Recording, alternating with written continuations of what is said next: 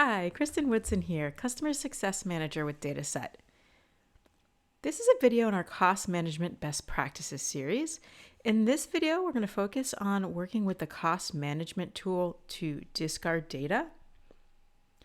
So our Cost Management feature is built based on log volume measured in average gigabytes per day. Exceeding your monthly plan will result in overcharges. So while we have plenty of elasticity to handle any peaks in your log volume, we want to make sure that we give you tools to manage your logs so they are only capturing the logs that have value to you. This is where the cost management tool comes in. The feature gives you the ability to define log categories and set a planned log volume value for each. We give you a heads-up display showing you how you're doing relative to that plan. We can notify you if the categories exceeded the log volume plan.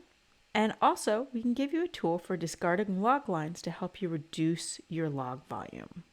Before we dive into the cost management tool, I want to show you how DataSet tracks your log volume in the DataSet MetaLog.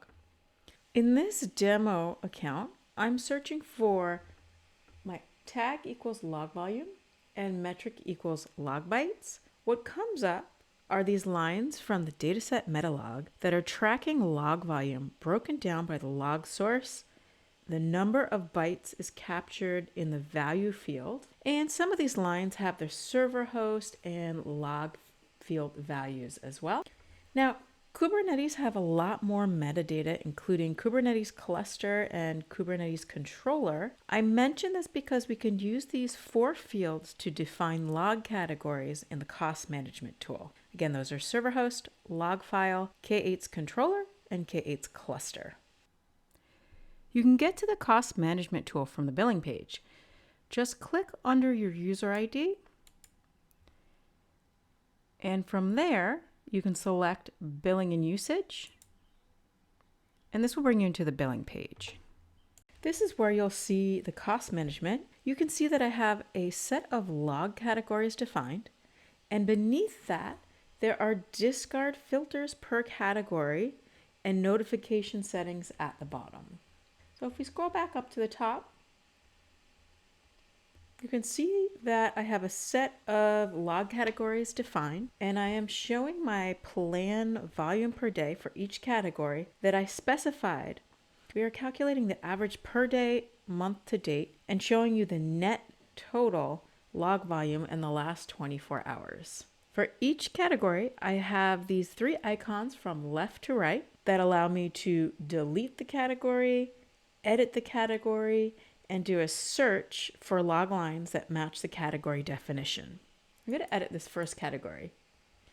Here we can see that I specified the name, the plan usage, and the search filter. We're using standard DataSet search syntax here. In this example, I'm using the matches keyword to do a regex search against the Kubernetes cluster field. So I'm looking for any Kubernetes cluster that begins with the text K8's demo. If I look at my app server category, here I'm looking for the server host field, and I'm just looking for searches where server host contains the text app server. And again, the fields that are available for defining in the log category are log file, server host, K8's cluster, and K8's controller. You can use any combination of these 4 fields, and we use the DataSet syntax here, including Boolean operators, so you can do things like if the server host matches one thing or K8's cluster matches another thing. We only count each log source once, and the rules are evaluated in order. So for this example, the first 2 rules are looking at the same thing. Kubernetes beginning with K8's demo will match the same thing. So that's why here we're showing 0 bytes, because they've already been counted in the first category. The cool thing about this approach is you can order your rules from specific to general. So when I look at my log overview page here, you can see if I click into my app server 1, for example, and choose to view my 3 logs, I have app servers with 3 different types of logs in them. So we've got the access logs, Linux metrics, and the app server logs. So I could define an Nginx category that matches on server host contains app server and log file contains Nginx. That will capture specifically the Nginx access logs. And if we go back to the billing page, you can see I've actually done just that. So we have our server host contains app server and our log file contains Nginx. I also have a more general rule here where server host contains app server, and the category's name is app server for this one. But since I defined the other field above it, it basically ends up serving as a catch-all rule. So this catches those other two log types that are not Nginx. Lastly, you'll notice there's an other category at the bottom here. This contains all of the log lines that have not matched any of the other categories. To set up notifications, we can scroll down, and we've designed this to be very simple. We turn it on or off, and you can specify one or more email addresses that you want to be notified on one or more categories that exceeds their log volume. You can, of course, use the metalogs that I demonstrated earlier and use the DataSet alert feature if you'd like to create a more granular alert. That's outside the scope of this video, but we do have a KB article on how to set alerts based on log volume, and I'll add the link to that article in the description below. The third part of cost management is the discard filters. Before we walk through this, just a reminder from our previous videos, there are many places where you can discard logs. Logs can be discarded in the agent, which saves the data from leaving your data center.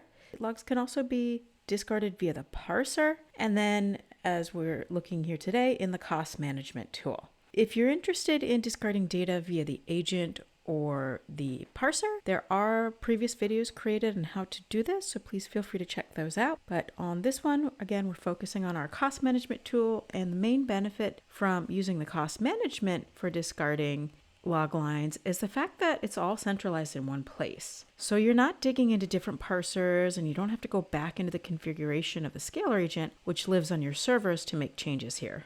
There is also an added benefit that you can turn these filters on and off within the UI in case you'd like the benefit of additional logging. Something to note here as well is if you are going to be discarding more than 85% of your logs, we don't recommend using the cost management tool. It's much better to either just not ingest them into DataSet or discard at the agent level in that case. So we previously set up the storefront category, and you'll notice I have a discard filter already set up in my storefront category where I've set this to filter on a string-based level equals debug, so we're filtering out any of the debug lines. This is a pretty common use case, basically eliminating the chattiest log lines, which you most likely don't need on a regular basis. However, let's say I'm troubleshooting something and I want that additional detail. I can turn off the filter by clicking on the off button. It'll give me the option to specify a time frame in hours, so that saves me from having to remember to enable the filter when I'm done. So here I'm just going to say 1 here and click disable filter. And again, the nice part there is that we'll just re-enable it for me automatically since I set that to 1 hour. Since the cost management code runs after parsing, with discard filters we also have access to the parsed fields. So let's take a look at our Nginx category here, and we do have a discard filter that has status equals 200. What I'm going to do here is just click on view the logs just to show you. So in the last 4 hours, we don't have anything that had the status equals 200. Again, that is because we have that enabled here. So let's go in and now disable this filter. I'm going to say for 1 hour. And keep in mind when you're enabling and re-enabling the filters, it does take a couple of minutes for the data to either come through or the data to stop coming through. Now we can start seeing some of our logs coming in where the status equals 200. The other thing we can do here is, if we just continue on with our search, again, remember I was talking about before that those parsed fields, they're discarded after the parsing, which is great.